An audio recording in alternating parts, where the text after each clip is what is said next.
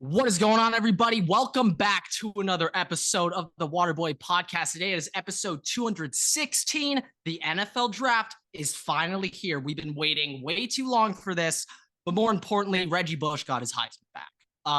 I can't believe it. I can't believe it. The NCAA finally did something cool.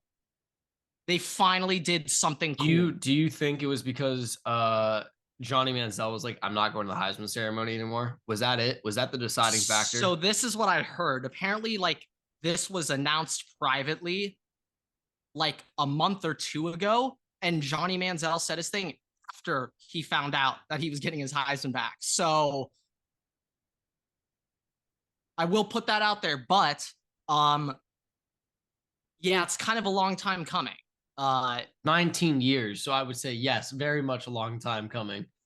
Yeah, Reggie Bush, I'm probably so wrong about this, but as a man on USC campus today with other festivities going on today, I wish we were rooting for Reggie today on campus, but not. We're definitely not in favor of Reggie or anything related to college football. So yeah, no, but Reggie, it's about time. It's about time. Real quick, we got to start off with this actually, Everett. You were 4 and I was 3 when Reggie Bush went on his run, his Heisman run. That's how long ago it was. All right, we were young little boys.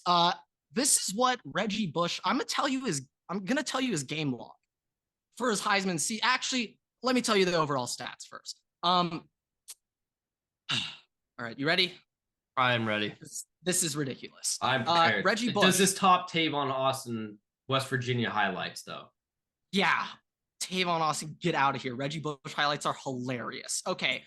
We're just going to start off with his yards per carry. He averaged 8.7 yards per carry. He almost averaged a first fucking down every time he touched the ball. Okay. All right. We'll start with that. We'll start with that one. We'll go receiving yards per catch. As a running back, 12.9.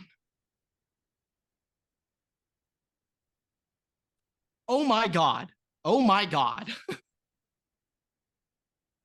Wow. I'm starting to get very confused as to why he did not do well in the NFL. Maybe the Saints really are just that bad. It was just like that. Well, pretty sure he had injury problems. I'm going to assume that. But also like that was still like the bell cow era. Like he started in the NFL 2006. Like that's still like the bell cow. That was before Adrian Peterson.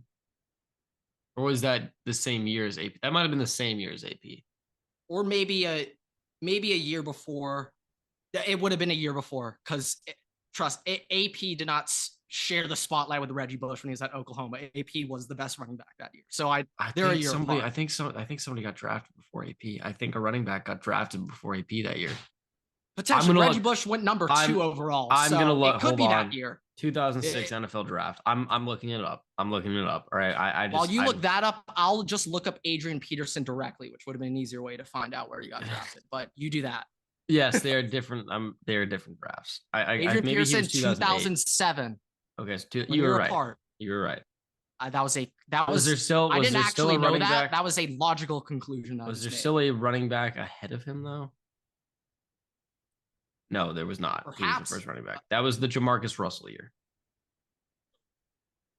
Wow. And Calvin Johnson went 2, Joe Thomas 3. Okay. Ted Ginn Jr. 9. That's hard. That's my dog. Patrick Willis 11. Marshawn Lynch. 12. Okay, this is a great class.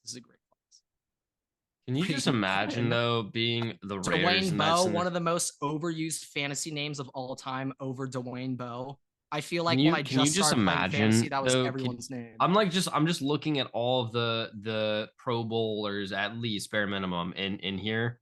Can you imagine you're the Raiders at number 1? You draft Jamarcus Russell, who everybody's like, this is the elitist of the elite, Hall of Fame, All Pro, matter what. Real quick. This is about Reggie Bush.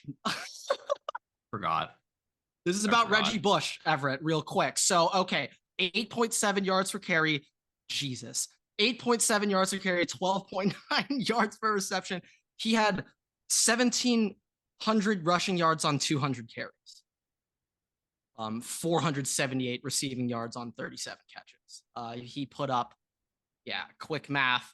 Make sure I get 2,200 yards on 237 touches. Yeah. Oh boy. And he only had 18 touchdowns. He would have had more, but it was thunder and lightning. Lendell White stole the goal line touchdown, so that's why he would have had more. But they had the best running back duo ever, other than Trevion and Quinshawn, of course. I mean, hey, I'm just saying, Tajay had more touchdowns than Reggie Bush in his best season. I'm just saying. Just saying. Tajay better than Reggie, confirmed. Better than Reggie. I don't want to put that on Tajay, but I don't know if Tajay wants that on yes. Tajay, but yes, I don't think he wants that on him. I don't think he wants that. Don't think he wants that right now. But yeah, no, Reggie Bush, unreal. Ridiculous. Okay. Great. But more fun. College football. This is what actually got me angry, Everett.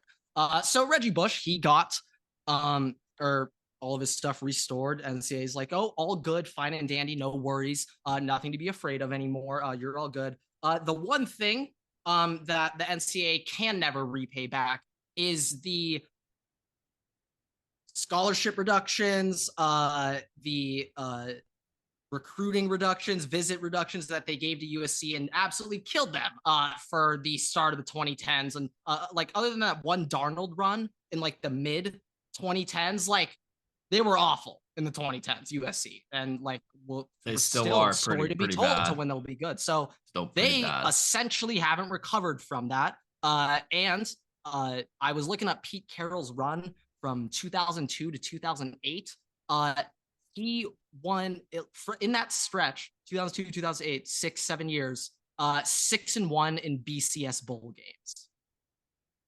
What? Oh my God. Pete, I didn't quite realize that. Let me put some respect on his name. All right, he was cooking. Unreal. No wonder he got an NFL coaching job instantly. And then there's Cliff Kingsbury. Did he get fired, or did he leave and go upstairs, or did they tell him like, "Hey, it's time to go upstairs"? Like, it might have been a mix, but don't forget. Actually, you know what? I should have said. He was in the NFL before he coached at USC, though. He was the head coach of the Patriots for a year. Pre-Belichick, right? Yes. Directly before Belichick, I'm pretty sure. That's what Gavin Lux just scored a run. Got to shout out my guy. But to the fun part now. They can never repay them for that. And some other schools they can never repay for, same things. But now let me talk about Ohio State. 2010 Ohio State. 12-1, 2010 Ohio State with Terrell Pryor and everything. They won the Sugar Bowl, and those players want their season reinstated. They want their Sugar Bowl back. And to be honest, Terrell Pryor, Boom Herron, DeVere Posey, I'm forgetting the last two, but they left disgrace from Ohio State. Like, they are not welcomed back on campus at all. Like, Ohio State, like, essentially just doesn't recognize them at all. Takes a lot because of what happened. And so I would like the NCAA to reinstate those wins, reinstate those seasons, just because, like, they were those players were such large parts of my childhood watching them. Like, the first ever Ohio State game I ever went to, 2009 Rose Bowl, Terrell Pryor against Oregon. Like, that is etched in my mind forever. That was the first Ohio State game I ever went to. But this is the bigger question. So because of that investigation, those 5 players were suspended for like the start of I think they were, I honestly think they were kicked out of college football. Actually, no. Boom Herron or DeVere Posey was there. Terrell Pryor just did not play the season after. They essentially ended his career. But Jim Tressel was forced to step down by the Ohio State athletic department, by the way. Some other schools in the Big Ten can maybe learn a thing or two about accountability and handling things on your own terms. But Ohio State forced Jim Tressel to step down immediately once they found out that he had knowledge that his players sold Ohio State memorabilia for tattoos in the infamous Tattoo-Gate scandal. But, Everett, this is a bigger question. The Tattoo-Gate arguably was the biggest blessing in disguise ever for Ohio State because that led us to Urban Meyer. So I asked the question, Everett, if Tattoo Gate never happened, where would Ohio State be now? Now, I know you don't know anything about Jim Tressel. I know you don't, but could Jim not tell you a Tressel single thing. is, let's just say this, what you think of Ohio State now, I want you to now think of Iowa football, but just with 5 stars, okay? Still Will Howard, no 5-star receiver. Well, actually still 5-star receivers, but we just run. The average Ohio State football game, my entire childhood growing up, is like 20 to 13. And Jim Tressel would punt on 3rd down. I did see that. I have seen a clip of that before. I grew up like completing a 1st down through the air was like mind blowing. Like you don't see that very often. So like that's what I was used to. Well, here's the bigger thing. The bigger thing is not a question of where Ohio State would be necessarily. It's where college football would be because Urban Meyer. Oh, this is the thing. Urban Meyer, yes, at Florida, he kind of introduced a West Coast offense, but it really was unleashed at Ohio State. And well, he did win 2 natties at Florida. I know, but I'm saying when it really started being picked up by the rest of the NCAA. Everett, I think we're having revisionist history here. I think we're having Ohio State sucked ass at passing under Urban Meyer until Dwayne Haskins last year. Dude, JT Barrett? Braxton Miller? It doesn't mean that's not what his offense was. It was read option running. It was all running. It was spread offense to equate numbers in the run game. That's a part of what the West Coast offense is, but okay. Okay, like Urban is out here dogging it, all right? Urban is out here doing, his goal was 250 passing, 250, the perfect spread offense. 250 passing, 250 rushing. All right, I've seen this YouTube video too many times in my life. But Urban had a tendency to just go with his guys, and that's why like he stuck with JT Barrett. I love JT Barrett, that's my dog, but like he wasn't a great quarterback. He limited the offense, and he did get that 1st down. But this is kind of what I'm thinking. Urban, if that Ohio State job was not open for Urban to take in 2012, what do you think he would have done? I'm curious what you think. Would because at the time he would have been a hot name in the NFL. He would have. Well, but maybe not head coach. No, he would have got a spot somewhere. We know the bums who've gotten head coaching jobs in the NFL. He would have got one. He most likely ends up at another high profile school. Maybe he goes and ends up at like an LSU, or he ends up somewhere in the SEC. There was only 2 schools, in my opinion, that Urban would take at that time. One of them, Ohio State. And you know what the other one is? Might surprise you. It's his dream destination. He would say it when he was at Ohio State. Notre Dame. Dream place for him to coach. Those are the only 2 places I think he would have gone. And Brian Kelly, Brian Kelly went to the national championship in 2012 with Manti Te'o. So he probably wouldn't have been fired at the time. So Urban either would have gone NFL or sat out and waited until Jim Tressel left. That's what I hope in this scenario. Jim Tressel would have probably been done 2013-14 because he wouldn't have implemented any spread offense and it was pure running.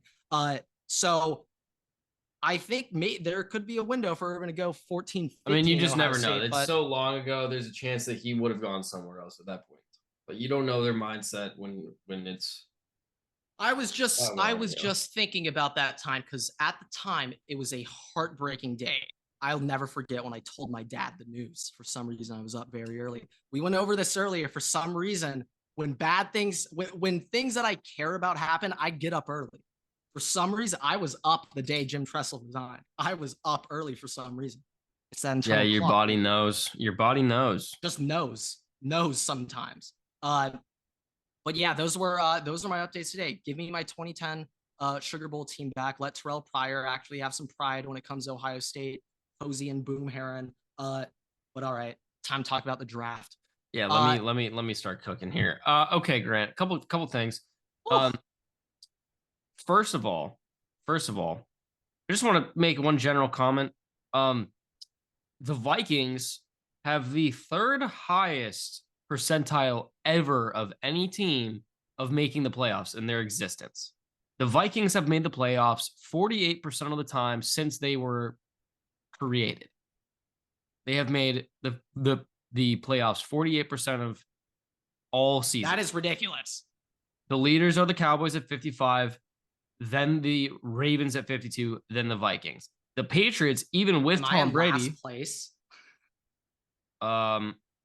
No, actually, you're like middle of the pack, late middle of the pack.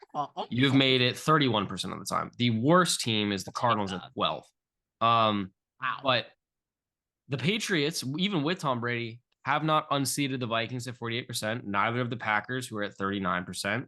Neither of the Lions, who are second to dead last.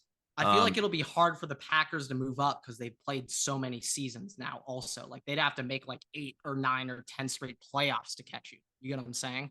This is once the playoffs were created in 1933. So since then. Yeah, it's going to take a lot of consecutive playoff makes for the Packers to come close. But they did kind of, you forget, like even those years though, they had a fucking Bart Starr, they had Lombardi as a head coach, like they had the players and the coaches. I know. It's so I don't want to hear any complaining. I'm just saying, like, there's just so many. That denominator is so big that it's like shit. But their numerator should still be the same ratio because they were winning those first years. Either way. Other thing, when we're talking about the draft. Well, the Green Bay. I was gonna say something mean, but I'm not going to. Go on. Hey, you wanna hit me? I'll hit you right back, bud. No, I know mine's gonna be bad. Just Super Bowls. That's what they would say. And that's a loser ass comment to make. Half of their fucking Super Bowls came before the inception of the forward. I swear to God, of like but pass. You can't say that pointing to your Super Bowl. Well, that was like the Michigan thing. Well, it's the same thing when it's like the last Super Bowl was 10 years ago. You're so right. You're so right. But Notre Dame doesn't have years ago. Notre Dame doesn't have a natty anytime recently, so it's. But yes, I'm with you. Other thing relating to the draft. I stand with you. I have a percentage hit rate on every position group in the first round. Yes. In the last 20 years, the last 20 drafts. All right. I know you're gonna have. I'll let you have your phone with me. So I'm actually that I care less about. That I genuinely care less about. I'm looking at the number. I don't give a fuck about Billy Price. I do not give a shit about Billy Price. Okay. What made me so fascinated were just the volume of certain positions. Like, let me check how many wide receivers have gone the first. I'm gonna go through the whole thing. I got you. Send it to me, right? I don't know. I think so, but let me just before you start interrupting me, let me just go through the numbers. Well, okay? If I have it, then I won't interrupt you because I'll be reading. So let me find it. Try to kill a fly. I'm gonna just start going through the numbers. Look, go. I'm trying. The very first position, the highest hit rate in over the last 20 years has been the center.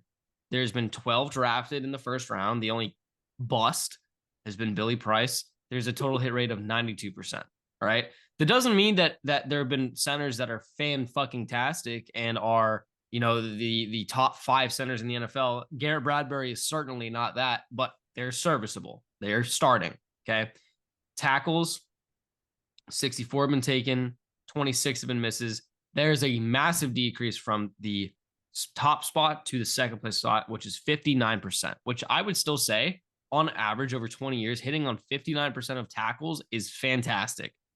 Guards are next at 50%. 28 have been taken. It's a dead split between it. Still 50% hitting is pretty good. This is what's interesting the most to me. We can go through the rest of the positions if we really want to. One, the very last thing, wide receivers, 77 have been taken. Only 21 of those first round wide receivers have been hit. 27%. Is it second contract with the team that drafted them. So real quick, like AJ Brown doesn't count there. Like I don't know if it's with the team that drafted them. It says that. I'm reading it. It says with the team. But AJ Brown wasn't a first round pick. Yeah, he was. Yes, he was. He was a second round pick. He was a second round pick. Oh, what a steal. He was a second round pick. He was traded for a first round pick. That's what I remember. Yes, and Stephon Diggs was not a first round pick either, Grant. Just clarifying for you. Well, I know that one. Don't need to tell me that. But 21 of these wires, like Corey Davis, that guy was not a hit. But look, only hitting having those guys. And he went like 4. Damn. 27% of those. That is wild. And that shows you how many guys, like how like especially this draft where there's going to be so many top wide receiver guys in a class that's very deep. It might be beneficial for you to wait. Chargers. Wait, real quick. Let's think current wide receivers that will get that second contract. So Justin Jefferson's good. Hopefully, fingers crossed, will be added to that list. Jamar Chase, CD, Garrett, CD, Olave, yeah. Well, we'll see. We'll see what he thinks of Derek Carr. We'll see. Maybe he asks out. Jordan Addison will. Yeah. I think we got a good amount here. We got a good Flowers amount. might. Yeah. Who is the other wide receiver? In the first? Well, it's not don't QJ Jordan. Oh, JSN. Oh yeah. Well, to be determined. Yeah, that's to be determined. I mean, Rashad Bateman just got a contract extension. I don't know if I'd consider that a hit, but he did get one. They don't have that included. This is, unless he was drafted in 2019, but this is maybe he was 2020. He might have been 2020. So that's beneficial here. But no, either way, overall 27% of wide receivers, that is very, very, very low in comparison to what people would think. And that just goes to show you, especially in a deep class like this one, you don't need to prioritize getting a wide receiver in the first round. Unless it's Marv, then you the biggest interest to me here, though, is the fact that quarterbacks are at 46%. Shut this blind real quick. I might need to shut this blind. The fact that quarterbacks are at 46%, it's going to go even Daniel lower. Jones counts. It's going to go even not from was he 2019 before 2019? I think he was 29. I think he was 2019.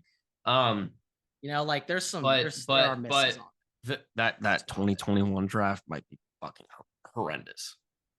Oh God. Yeah, but he's just on the edge. But it's just the 46%. I can't tell if that's phenomenal that you're hitting on 46% or if that's not great. A lot of it can just be GMs refusing to admit they're wrong and just sending the quarterback. Like that's really rare. If they're asked that they're gonna get, the GM will be fired by that point in time. Or maybe it's I don't know. I'm just thinking like maybe there's something else there. I just think that 46%, especially in talking about quarterbacks and how much quarterbacks matter in this draft and how many guys are looking like 46%. Let's look at how many guys are possibly going in the first round, right? 7, let's say, or 6, right? 6 guys. Let's say 6 guys are going, right? And we're saying I'm about to pull up a list of every first round quarterback since 2000. But we're saying there's a 46% hit rate. We have 6 guys, quote unquote, going in the first round. This is basically saying not even 3, close to 3, but not even 3 are going to be getting that second contract out of the 6 guys that might go in the first round. 2 of them are guaranteed. Third one is questionable. If we want to go off past trends, then yes, we could do that. But I mean, look, we'll see. 20 years of data is pretty indicative. Like, yeah, there's going to be outliers in the class. Like 2021 is going to be a huge outlier. This year might be a huge outlier either way. It might be really positive, might be really negative. But in the end, it's still going to equate to roughly somewhere around 46. 2020, every single first round quarterback essentially got an extension. Burrow, Tua, Herbert, Jordan Love. Yeah. But still, roughly 46. I'm just going. Only Trevor Lawrence gets it. So going off the numbers, there's a hit or miss, but just going off the average, 2 guys in this are going to be good. 2 guys are getting that second contract. And my bets on it are going to be Caleb Williams and whoever's on the Minnesota Vikings. I'll take that. Everett, I'm not trolling.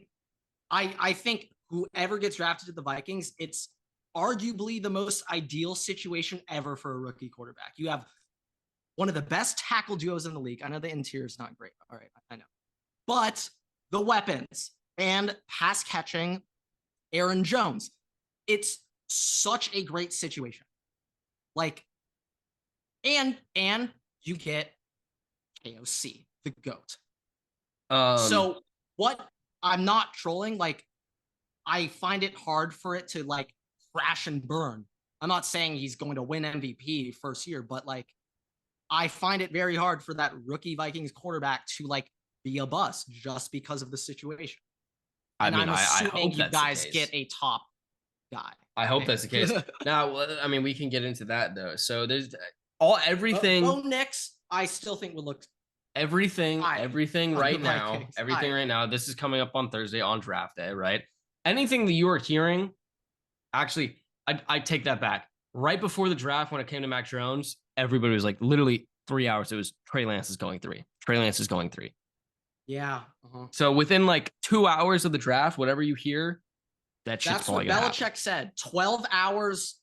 I think less. it's. I think it's Anything even. within I think 12 it's even. hours. I think it's like No, 8 I think the hours. closer we get to the draft, the Like more morning, accurate.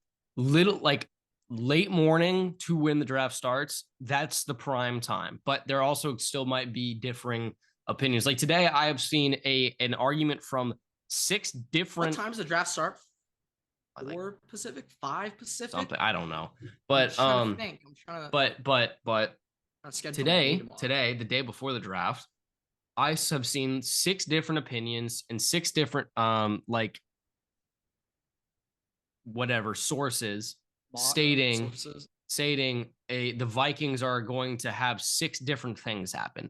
And obviously, they're not going to have 6 different things happen. They can't be like the Vikings aren't trading up. The Vikings are going to trade up and draft JJ McCarthy. The Vikings are going to trade up and draft Drake May. The Vikings are going to draft Michael Penix. It's been the plan the whole time. The Vikings aren't going to draft like all of those things can't happen. So that's the key example of why all this is bullshit.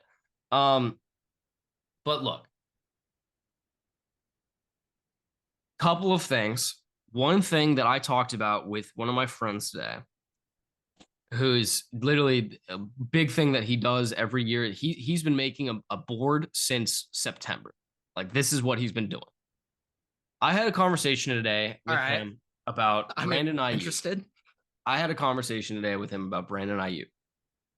And this goes back to the question. Wait, real quick. I need a follow-up question on this board. I thought you meant like draft boards. Is he just talking a board of all football players? Draft board. That'd be great. You had a board of all football players. I think we might have just come up. We might need to do that. We might need to write that down. Write that down. The Waterboy board. Write that down. Wow, coming 2026. It's gonna take us 2 years to do that. So, but I talked to him about Brandon Aiyuk, and the key thing to keep in mind, that's going up right next to the golfing live stream.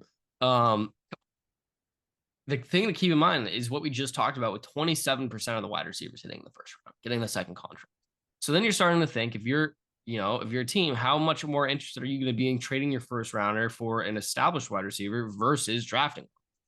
And the interesting thing here is we've seen a lot about, teams are interested in trading for Brandon Aiyuk. There's a report earlier that was like teams think a first round is too high. They'll be willing to give a second, but the 49ers want a first. They might compromise for a second, but they want a first. This is what gets interesting to me. One, I think a lot of people are out on AD Mitchell. I personally don't like him. I don't like him as a prospect. And I think that it's going to be a very complicated situation given everything that we've heard. I think he's hype, but I think that he's going to be hard to manage. And here's the other thing. We have multiple teams in the back end of this draft that are interested in a wide receiver. There's multiple teams. The 49ers are sitting there. Either way, I think that there is a large possibility Brandon Aiyuk is shipped off on draft day tomorrow to either the Steelers or the Bills or possibly even the Chargers, because it depends on where Brian Thomas falls. All of those teams are wide receiver needy teams. Outside of the Steelers, I can't see AD Mitchell being wide receiver 1 for the Chargers. I can't see him being wide receiver 1 for the Bills. The Bills definitely will not do that after all these rumors have come out, and they just had to get rid of Stephon Diggs for those reasons. I can see him on the Steelers, though. But in a world where the Bills stay put and they don't want to trade up, or they just don't get the trade in and they don't get a trade up, and the Steelers draft Brian Thomas, I'm sitting here, and if I'm the Bills, I'm going to be sitting here at 28, and I might call up the 49ers, and I might say, hey, how about we give you 28 for Brandon Aiyuk? 49ers still get a wide receiver 2 Lad McConkey, Roy Franklin, whoever they want at the Get end of some round 1. lad. All right. And then they can build up the offensive line with a tackle or another player at 28. There's more than enough options for them. The other thing is, let's say the Chargers do that. Same deal. They can end up going and getting a corner. They can get a tackle. They still can get a wide receiver at the end of the first round to be a wide receiver 2. Because right now, even though Brandon Aiyuk is wide receiver 1, he is wide receiver 2 because Debo is there and they're sharing targets with George Kittle. Jawan Jennings is starting to. I mean, he played really well in the playoffs. Like, they have guys. Not even to mention CMC is there. Here's the other thing. If the Bills do jump and they get Brian Thomas, the next question is, do the Steelers like A.D. Mitchell enough to draft him? And I'm thinking, hey, if I'm the Steelers at 20, and we've already heard how linked they are to Brandon Aiyuk, their head coach looks like Brandon Aiyuk. Antonio Brown has said that they want to trade for Brandon Aiyuk. The fact I'm using that as a source is horrendous. Hey, it's the same deal. It's the same deal. If I'm the Steelers, I might call up the 49ers, be like, hey, Brandon Aiyuk for 20 right now. And there's precedence for this. The Vikings traded Stephon Diggs in his prime for a first. I would take that. I'd take that. And it's the question Thomas is established wide receiver. Like the big problem in this is the fact that they need to pay Brandon Aiyuk. But team would shell out for that to have an established wide receiver 1 that's not bitchy. This is the very first time, and even it's been admitted Brandon Aiyuk is the first time I've ever heard a thing out of him. Yeah, and it's been admitted. I've never heard of Aiyuk. He's like, I'm just doing like my agents and stuff are the one orchestrating this. Like I have no qualms. I just want to play. So I just saw a highlight this morning of Jaden Daniels, his freshman year, throwing a touchdown to Brandon Aiyuk to beat Justin Herbert's Oregon team in 2019. I was like, Jaden Daniels is 24. So let's address that too. Actually, there are a lot of reports talking about how much Jaden Daniels obviously has a relationship with Antonio Pierce, how much he wants to be a Raider, that he likes the Vikings, but he's all right. He's all right going on the Commanders, but he likes the Vikings and loves the Raiders because of Antonio Pierce. First of all, the Raiders, there is just no way. There's no way Jaden Daniels will become a Raider because the Raiders don't have enough to get up there. Yeah, it's not going to happen. I also think with the Vikings, and I've said this before, I think the Vikings board right now, Caleb Williams doesn't exist. That's gone. Right? He doesn't exist on the board. I would say for maybe 31 teams, Caleb Williams is not on their board. Maybe. The Vikings board right now is probably Drake May, big drop, JJ McCarthy, and then Jaden Daniels at 3. And the reason I say that is not because Jaden Daniels isn't a great player. He is the second best quarterback in this draft. As of right now, based on what he did last year, he is the second best quarterback in this draft. It's the elbow, huh? For the style of offense that KOC runs, Drake May and JJ McCarthy are better players. Think about this. This is what I was watching some stuff, and actually Colin Cowherd. Yes, I'm using Colin Cowherd as an example here. Oh, okay. No, but okay. He said, look at what the Rams did. Look at what Sean McVay likes to do. Look at the Sean McVay offense, which is where Kevin O'Connell, came from, and that's kind of the style of offense that he likes to run. Sean McVay started with Jared Goff.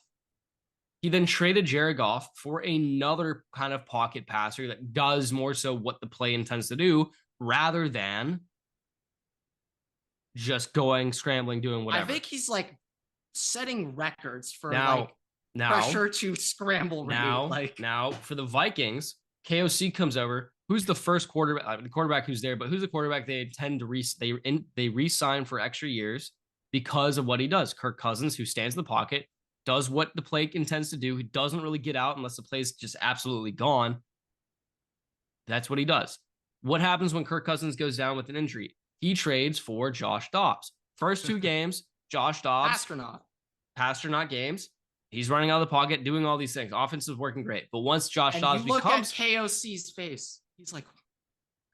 he's like, what the fuck is going on? What the hell is going on? But once Josh Dobbs kind of got imported into that offense and became adjusted to it, he didn't scramble as much. He didn't do those things that was making him so well because that's the offense KOC runs. And because of that, Jaden Daniels does those things so well, but might not be that pocket guy, which is kind of seems to be the offense that the Vikings want to run. And that's what a JJ would do. That's what a Drake May would do.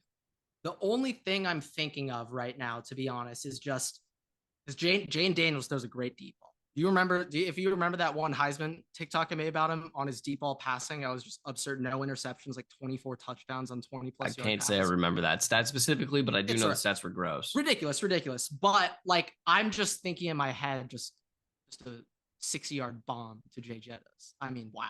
That'd just be beautiful to see. Just that LSU to LSU. Drake May also does that. Oh, no. Trust me.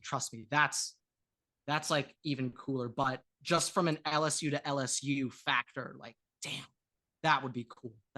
But yeah, no, I think that this is a conversation I also had is, look, if Jalen Daniels is there at 4, let's say JJ goes at 2 or 3, Drake May is gone. The last quarterback out of that top group is Jaden Daniels. Let's say the inverse happens of what we expect. I was asked, do the Vikings trade up? Like, what do they do? Do they give are they trying, like, how much? Wait, so giving? JJ to the Pats there? Doesn't fucking matter. They're both off the board. Who the fuck cares? All right.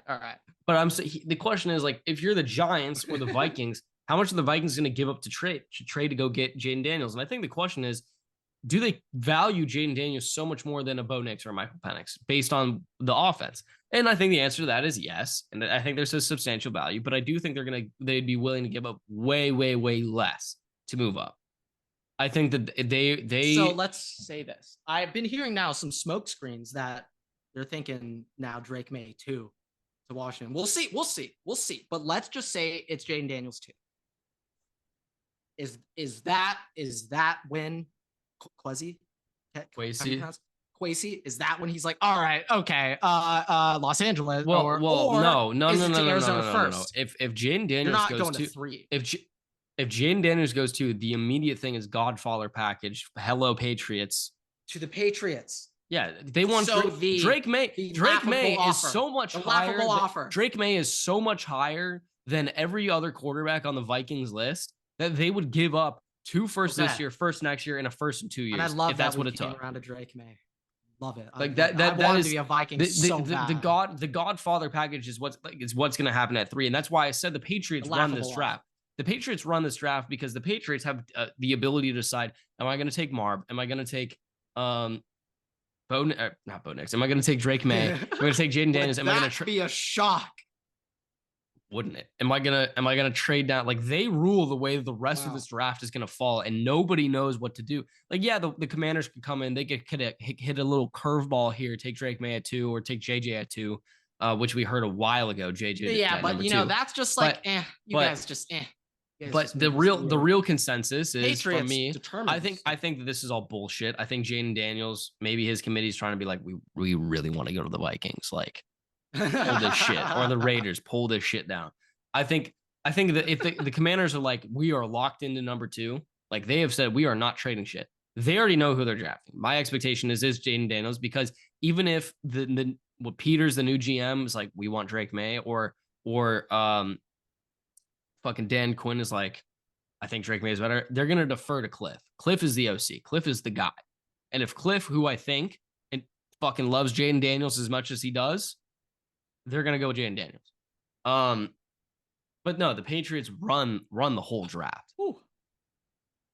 So that's where it gets interesting. But here's the other thing I was just going through. Okay, I still think there's a going back to the chart. There's a car alarm going outside of my house. I don't know if that counts as a fraud alert or what. Like, that's a new thing. Maybe that's its own. We'll find out tomorrow. Might be a new category. But look, let's say it's honestly, to me, it's 50-50 if the Patriots go Drake May or if they trade back. There is an interesting ploy here. Interesting situation where the Patriots go with Marv and you have Michael Penix there. Fun. You have a high second round pick. If Michael Penix falls past the Raiders at 13, he could fall. And he could fall to the very end of the first round. If you're the Patriots, you could take a risk and take Marv and trade back into the first round and get Michael Penix, who I think would fit extremely well in that offense.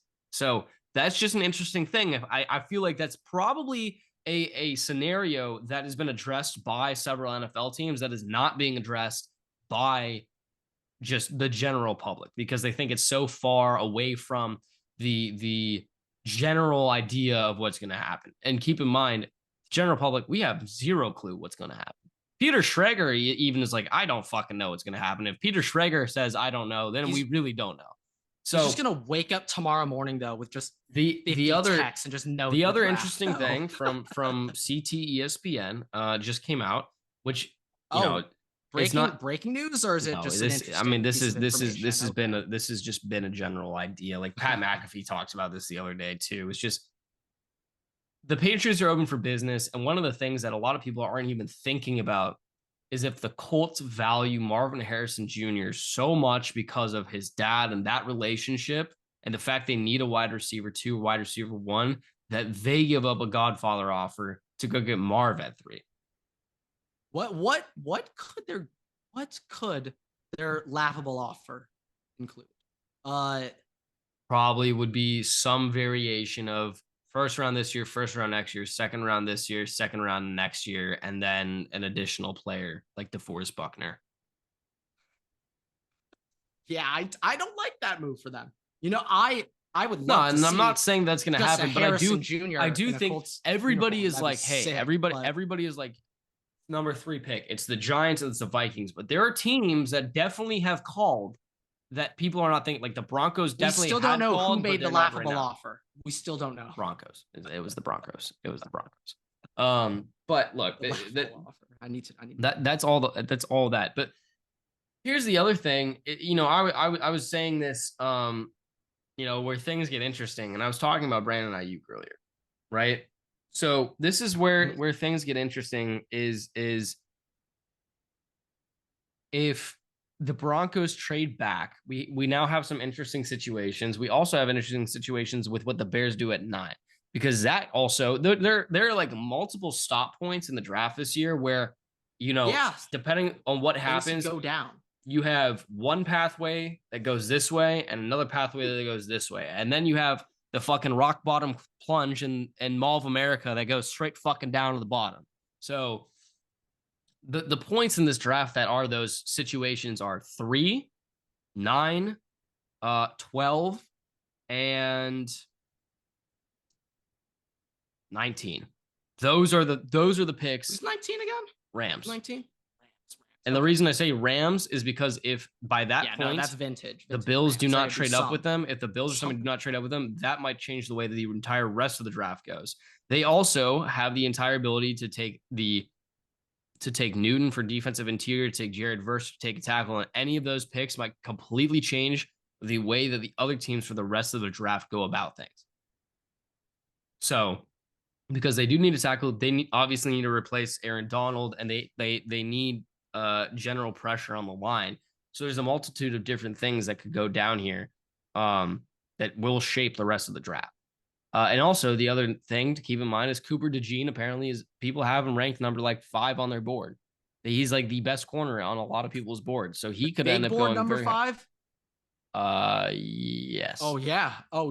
Now many players are taking off their big, assuming they're not. Yeah, so, but like he could go he could be the first cornerback off the board, and then the question comes into play: does somebody want to reach on Terrion Arnold because other people have him as their cornerback 1? Like there are going to be position groups in the draft that go down. Like everybody's focusing on wide receiver and tackles. Those are the 2 position groups everybody's like. But we have 4 cornerbacks that need to fit in somewhere here. Almost 5. Like in this situation, I have Mike Still, whatever the fuck his name is, going to the Lions at 29. Like he's sneaking in a nickel. So, he went to the line. But like we have to fit in 4 cornerbacks. Kool-Aid's not there's 0. I swear to God, there's no way that Kool-Aid falls to the second round. But we need to fit in. I thought you were about to say there's no ways in the first round. I was like, no. Sorry, we need to fit in 5 corners. You need to fit in 5 corners, at least 5 quarterbacks. That's 10 picks already. You then have to fit in at least 4 wide receivers, maybe 5. That's 15 picks. Only 4 wide receivers? I feel like there might be. Actually, no, yeah, just 4. At least 4. I'm going to say, we can say 4. So that's 14 picks. You then have tackles. You have at least 5 tackles that you're going to fit in. That's 19 picks. Almost 6. Let's say 6 tackles. That's 20 picks. That's 20. 20 picks you need to fit in, 3 edges, that's 23. Like, there's going to be spaces. Tight end? 8, 24. There's just going to be positions and stuff that, like, people are going to fall that are not expected to fall. And it's going to be interesting to see what happens, especially at the start of that second round when, by the way, the Panthers had the first pick. For whatever fucking reason, Xavier Legette was like, yeah, the Panthers said that if I'm there at 33, I'm gonna get taken. I don't know about that one, fam. He said that on an interview. He was like, the Panthers told me that if I'm here at 33, that they're gonna take me, which I don't know about that, bro. Please do it, Panthers. Or Keon Coleman. Let's just get him out of the way.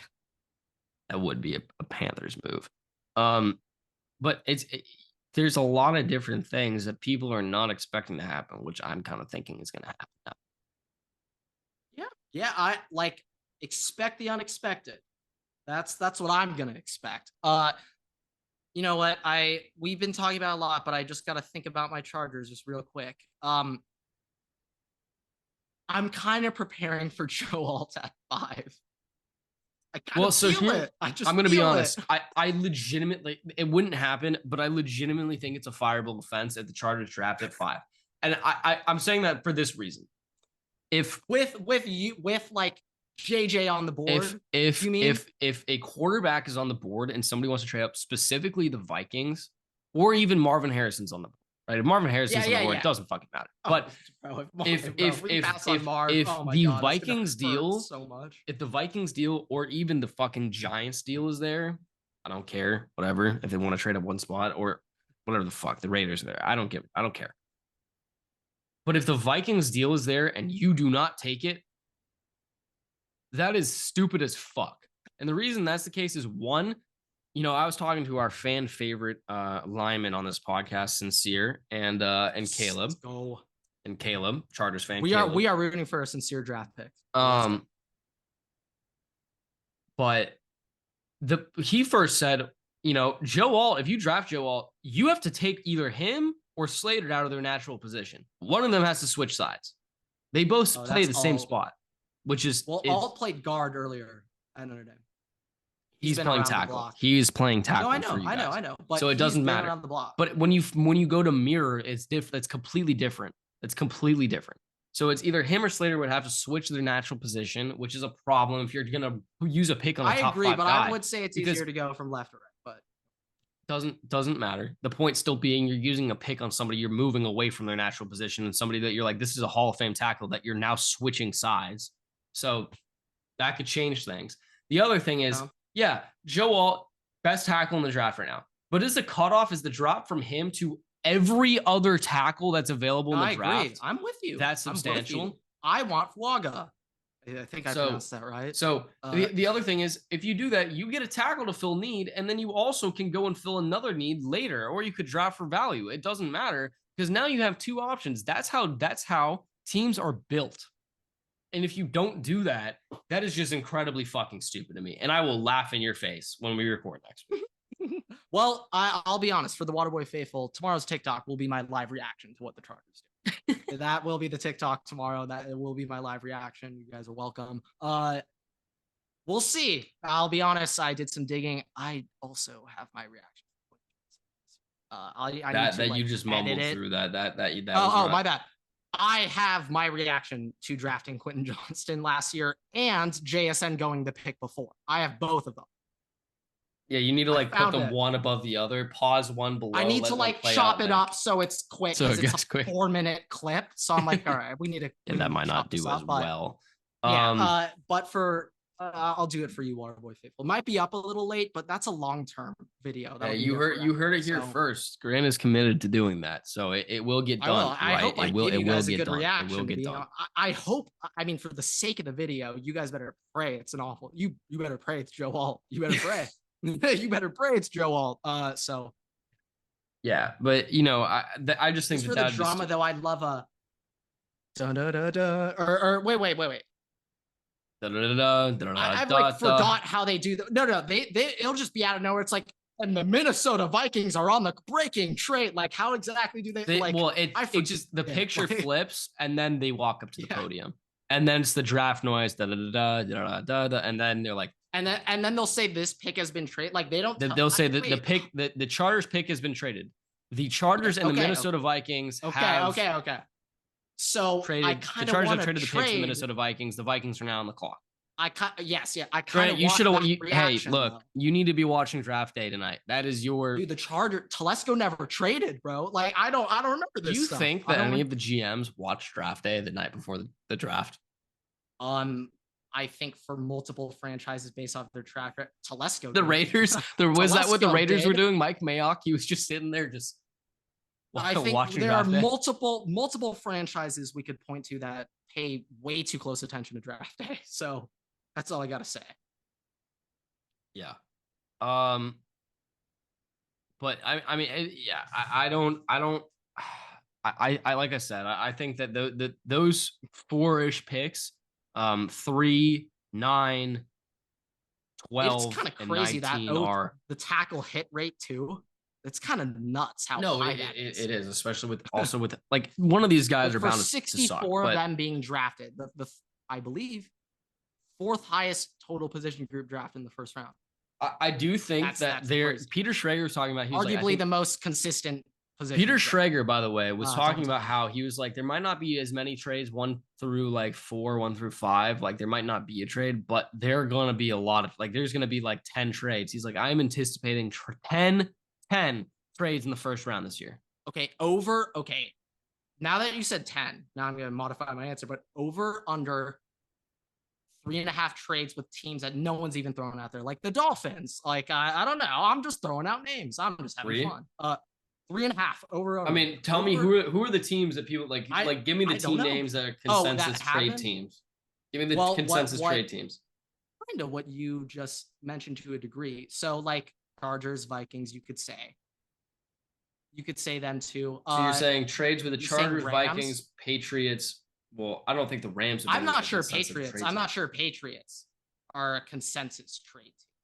At 3, everybody's talked. They've been talked about trading 3 for a long time. But like, who knows? I still think they could just take quarterback or Marv there. I don't know. I'm not sure. Like Chargers, Vikings. I mean, look, if you legitimately wanted me to tell you teams that I think people are not talking about that could end up trading up right now, to get players that are not talked about or trading down, Broncos, Saints, Bears, Seahawks, Colts. I kind of think the Colts have been talked about, but Colts. Could Panthers trade up into the first round? Yeah, that's a possibility. So that's 6 teams. How about the Bucks? Bucks, I don't think. Nah. Dolphins, I would say, are fair game. Bills.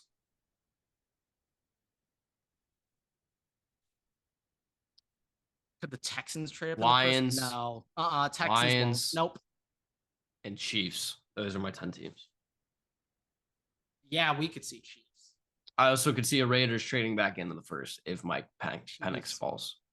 So I'm thinking of a guy who they would trade up without giving up too much. That would be like acceptable, and a wide receiver that would just make them discussing. I don't want to think about that. I hope they get. I know if they got Keon Coleman, he'd be so good. Actually, no. Kadarius Toney and Sky Moore. No. No. They have to be a good player. They have to be good. So never mind. But yeah, do you have anything else? Actually, you know what, Grant? Going into the draft, I want you to give me one surprising thing that you think could happen in the first round. I want you to give me your biggest bust from the first round before any of the picks. I want to do the biggest bust first. I think I want to do the biggest bust first. Biggest bust, I'm going to say, will be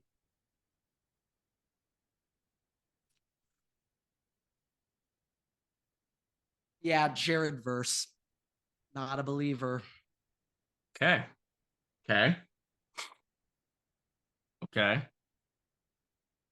That was a little mean, but yeah, I said it. Okay, and give me. Wait, sorry. What was the first one again? Just surprising thing. Surprising thing that's gonna happen. Okay, surprising thing that's gonna happen. surprising thing that's going to okay. I was about to say just something that would be crazy. Chargers draft Brock Bowers at 5. I'm gonna say actually, yeah, craziest thing would be the Jets drafting a quarterback. That would be the most surprising. That would be like the most like, all right, this is just Aaron Rodgers versus management 2.0. That I One think other that would thing, create by the way, one other thing I funniest just want to Twitter talk jokes. about is today, both Drake May and JJ McCarthy have been like talking about the Giants so much. Now the Giants have spent so much time with them. But like there's been multiple quarterbacks. There's been like multiple quarterbacks saying that. I'm like, that kind of tells me that like they, you know, might not Smokescreen. Like yeah, exactly. Yeah. By the way, one other thing, and this is not like anything that I have personally heard. This is just my analysis of things. The NFL has a tendency to do programs on certain players before the draft. And a lot of the time, those players end up going very high because there's a consensus behind them that, you know, these guys are going to be fan favorites. These guys are players that teams like, and they're going to be in the spotlight because we don't really do things for players that people are like kind of don't know as well, anything like that. Yeah. The other day, either tonight or last night, the NFL published a documentary in quotations about Michael Pratt. There's a long-standing thing regarding he has a tattoo on his throwing arm. And there's a very long story behind that. And it was basically publishing the story and talking about the story and the meaning behind that tattoo and why he wears number 7. And if you guys want to know about that, I recommend going to watch that. I want to watch it. I want to watch this. But for me, for the NFL marketing that, and yes, mental health and all this stuff is really, really important. But I don't necessarily know if the NFL would market it as much as it has if there was not a very big consensus behind teams loving Michael Pratt. So I think there's I would say, high expectation. I know we're biased on this podcast. You can see my Tulane flag in the background. You know, I have history with the Tulane football team. But I genuinely do think that because of those things, because of those other factors, that he's going to go a lot higher than a lot of people are like thinking right now. So, all right. Okay. What is he projected to go now? 3, right? 3 right now. I think, you know, depending on teams, he could go earlier in the 3 than expected, somehow sneak in a 2. But, you know, the likelihood of that it's dependent on really the Rams, the Jets, like those teams that you're like, hey, they might be sneaky Rams quarterback would teams. Be a dream come true. Those teams that you're like sneaky quarterback teams in the first round, those are the teams that are going to get, those are the Michael Pratt teams. So it's fully dependent on that. There's a lot of different situations you can go to. And if for whatever reason the Vikings don't draft a quarterback, that's another team that's a possibility, because that is a possibility that happens. That is a doomsday scenario. But Rams would be. Anyways, I just wanted to share that. So with that, thank you guys so much for watching, listening, rate us 5 stars. You can find us on Spotify, TikTok, YouTube, Twitter, and on Instagram at Waterboy Pod. We post new episodes every Tuesday and Thursday on YouTube and all podcast platforms. You can follow me and Grant on Twitter at Everett6 and at Waterboy Grant. Make sure to follow us for there. If you're listening today as of the draft, even for the next couple of days, definitely make sure to follow us. Definitely make sure to follow Grant. My reaction. Make sure to follow Grant.